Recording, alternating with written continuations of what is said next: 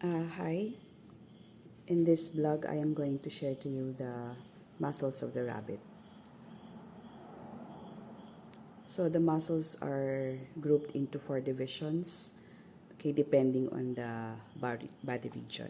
So we have here the muscles of the head and the neck, and then we have here the muscles of the trunk. No? So that would include the muscles of the back. Then we have the muscles of the thorax, and then we have the muscles of the abdomen. Of course, we have here the muscles of the forelimb, no, which include the muscles of the shoulder. And then we have here the upper arm. Then we have here the lower arm. And we have the muscles of the hind limb. So we have here the muscles of the hip area. And then we have here the muscles of the thigh and the muscles of the shank. Okay. Now, I'm going to share first the dorsal muscles. So again, the dorsal muscle is found in each of the body regions. Okay, so first we have the muscles of the head and the neck. Okay, so the muscles of the neck actually include the trapezius muscles. No, we have two trapezius muscles. So we have here first. Okay, you have to extend that, no, for you to be able to see the extent of the muscle. So first you have here, although it's somewhat damaged, no, so you have here the anterior trapezius, so that vast muscle. Okay, so this is the anterior trapezius or the acromiotrapezius, and then medial to that, this one. Okay, this is the levator scapulae ventralis. Okay, the other trapezius muscle is this one.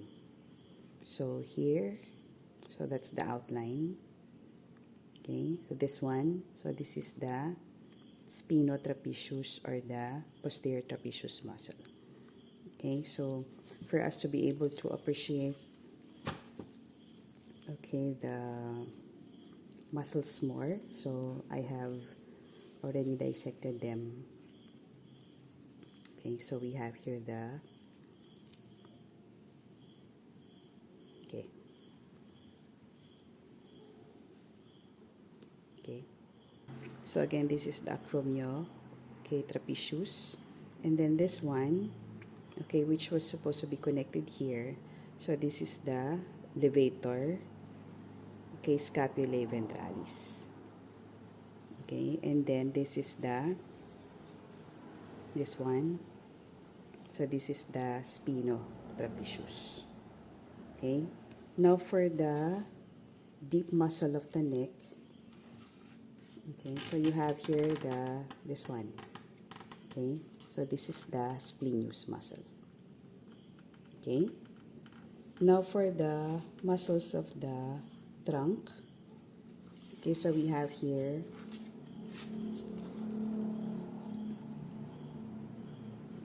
this one. Okay, so this is the, okay, latissimus dorsi. Okay, and then we have here the, okay, external oblique. Okay, for the deep muscles of the trunk. Okay, so be sure to dissect them, no? Okay. Okay. Okay, so you have here, okay, you can just okay, pull the scapula or the forelimb, no, so you can see the deep muscles. Okay, so this big one here, this one. Okay, so that, yeah. Okay, this one. So this is the rhomboideus muscle, and then this small one here is the rhomboideus capitis. Okay, and then you can see here another muscle, this one. So this is the occipitoscapularis muscle. Okay, occipitoscapularis muscle. And then we have here the I am not sure if you're going to again now see this muscle because again my specimen is so very thin. Okay, so if you're going to lift this, anyway, you can see the fibers. Okay, so this is the serratus dorsalis. Okay, so hopefully when you dissect your cat, no, you'll have a rabbit, you'll have a bigger rabbit so that the muscles, no, would be more pronounced. So serratus, because in terms of shape, again, it is serrated. Okay, so we have serratus dorsalis. Okay, now for the muscles of the shoulder. Okay, so we have the deltoid muscles, no? So for the superficial muscles, okay, so you have here the, okay, acromiodeltoid, and then you have here the spinodeltoid. Okay, so for you to easily recall, okay, so you have here acromiodeltoid, and this is acromiotrapezius. Okay, and then this is spinodeltoid, and this is spinotrapezius. We said that when a muscle is called trapezius, no, it's shaped like a trapezoid. Okay, so we discussed that when we discuss how to name muscles. Okay, and then for the deep muscles of the shoulder, okay, so you have here again, yeah, you have the scapula. Okay, so if you can still recall the skeletal system, the scapula has a spine, right? So the muscle above the spine, that's the supraspinatus. Okay, and below the spine, okay, so beneath the spinotrapezius, no, you can deflect that. So this is the infraspinatus. Okay, and then you have here the teres major. Okay, so again you have supraspinatus. Okay, you have infraspinatus. Okay, and then you have you have the teres major. Okay, so for the muscles of the upper arm, okay, so we have here the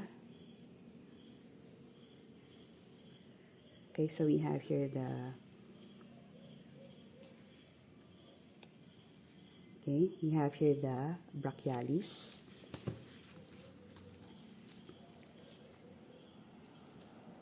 Okay. Okay, so you have here the brachialis, and then you have here the triceps brachii. So again, when we say triceps, there are 3 heads. Okay, so you have here the long head. Okay, this is the long head, and then this is the lateral head. Okay, and then the deep muscle or the deep head is the medial head. Okay, so again, triceps brachii.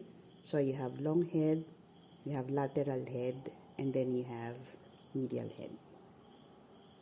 Okay, and then for the muscles of the lower arm, we said that the muscles of the lateral side of the arm, okay, so we call them usually the extensors. Okay, and the medial side, okay, so we call them the mga flexors, no? So again, so in studying the muscles of the forearm, you usually see the tendons. So what you do is you trace the tendons, then you're able to see the muscle, no? So this one,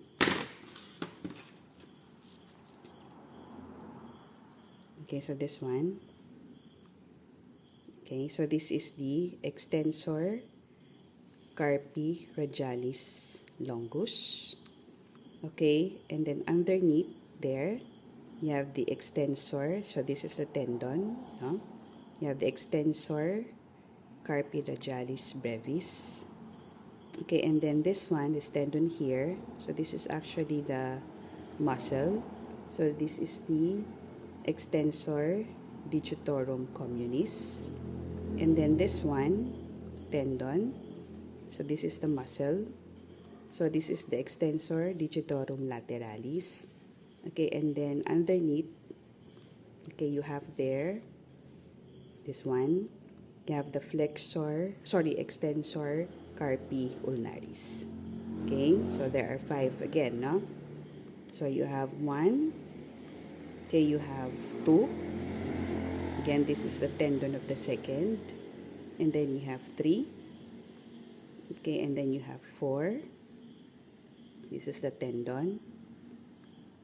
Okay, and then you have a deeper muscle. You have number 5. Okay, so again, extensor carpi radialis longus, and then extensor carpi radialis brevis, and then extensor digitorum communis, then extensor digitorum lateralis, and then extensor carpi ulnaris. Okay, and then later we would see the flexors. Okay, now for the muscles of the hip, okay, so there are 2 muscles that can be seen, okay, on the dorsal aspect. So here, okay, so you have here, okay, this one. So this one, no? So this is the gluteus medius. Okay, this one, this is the gluteus maximus. Okay, and then for the muscles of the thigh, okay, you can actually see the, okay, this one. Okay, so ito. So this is the tensor fasciae latae. It tenses the fascia lata. So if you're going to look at the dextral side, okay, the very thick fascia here, no, that's the fascia lata. And this is the tensor fasciae latae. Okay, so this is the dissected portion. So again, you have here the, okay, tensor fasciae latae. Okay, and then you have here the quadriceps. No? You have the quadriceps femoris. So when we say quads, there are 4 heads. So you can actually see here 2 heads. No? So you have here the vastus, okay, lateralis. And then this one, so this is the vastus medialis. And then the other 2 heads, no, would be seen when we examine the ventral aspect. So in the meantime, we have here 2 heads. No? So again, you have vastus lateralis, and then you have, vastus intermedius. Okay? So vastus lateralis, and then we have vastus intermedius. And then we have here the, okay, we have here the biceps femoris. So this is the short head, and this is the long head. Okay, and then we have here the semimembranosus. Okay, then we have the, okay, muscles of the shank. No?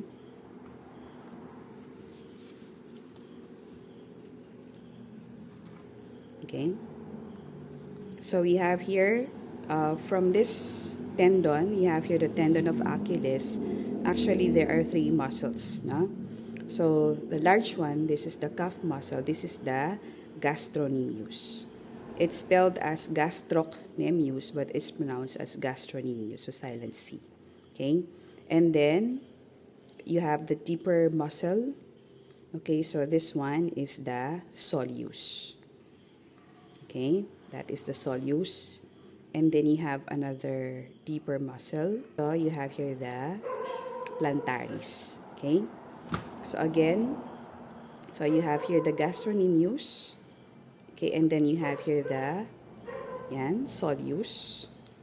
And then again beneath that, okay, so still deeper to that, that's the plantaris. Okay, so again, no, they share a tendon. So you have here the tendon of Achilles. Okay, and then remember you have here the bone of the shank, no? So this is the tibia, right? So we have here the muscle, this one. Again, no, when you study the muscles of the shank, no, and the lower arm, you try to see first the tendons, no. So ito, so you have here the tibialis, okay, anticus, okay, and then beneath that, okay, you have here the extensor digitorum longus, this one, okay, and then okay, here, this one, okay, so that's a tendon. So you have here the peroneus, and then the muscle at the back of the tibia, so this is the tibialis posticus or tibialis posterior. Okay, so again, okay, the muscle in front of the tibia, so this is the tibialis anticus. Okay, and then you have here the extensor digitorum longus, and then you have here the tendon of the peroneus. Okay, and then at the back again of the tibia, you have there the tibialis posticus. Okay, so that would be for the dorsal muscles. No? Okay, for the next vlog, I'm going to share with you the ventral muscles. Thank you.